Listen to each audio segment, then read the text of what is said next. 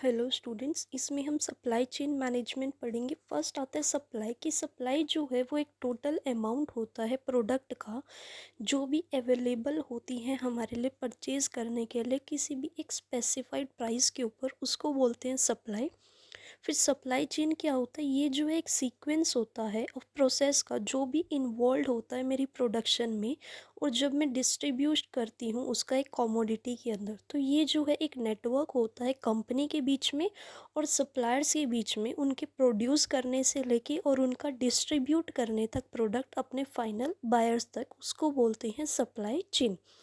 तो supply chain management क्या होता है? सप्लाई चेन मैनेजमेंट जो है वो एक मैनेजमेंट है नेटवर्क का, कि वो आपस में इंटरकनेक्टेड होता है बिजनेस के साथ, जो भी इन्वॉल्व होता है उसके अल्टीमेट प्रोविजंस में उस प्रोडक्ट के और उसकी सर्विसेज के साथ, कि वो जो है अपने प्रोडक्ट को जो है अपने एंड कस्टमर्स तक कैसे पहुंचा सकते हैं, उसमें क्या क्या नेटवर्क्स, क्या क्या चेन जो है इंक्लूड होती है, उसको बोलते हैं हम सप्लाई चेन मैनेजमेंट।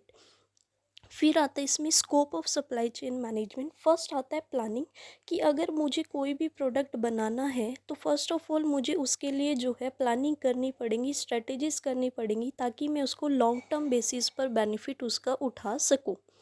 सेकंड आता है सोर्सेज। इसमें क्या है, हम सिलेक्ट करते हैं कि हमें कैसे जो है अपने गुड्स को डिलीवर करना है और सर्विसेज को अपने फाइनल प्रोडक्शन के साथ, तो उसको बोला जाता है इसमें सोर्सेज। फिर थर्ड आता है इसमें प्रोडक्शन। प्रोडक्शन जो है वो one of the most amongst important aspect होता है इस सिस्टम का। ये तभी पॉसिबल हो सकता है जब मेरे सारे के सारे फैक्टर्स जो हैं, कंपोनेंट्स जो हैं सप्लाई चेन मैनेजमेंट की, वो एक साथ होके काम करें, तभी जो है मैं प्रोडक्शन जो है वो कर सकती हूँ अपने प्रोडक्ट की। फोर्थ पॉइंट आता है इसमें लोकेशन।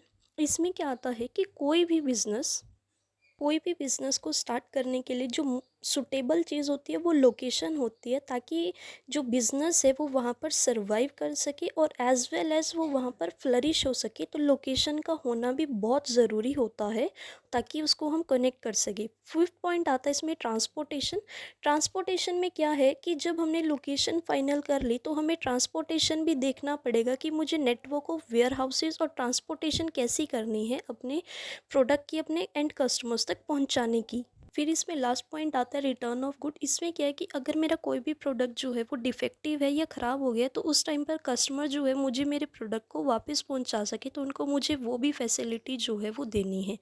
सो आई होप आपको समझ आया होगा। So if you like it then please subscribe my channel, like comment and share. Thank you so much.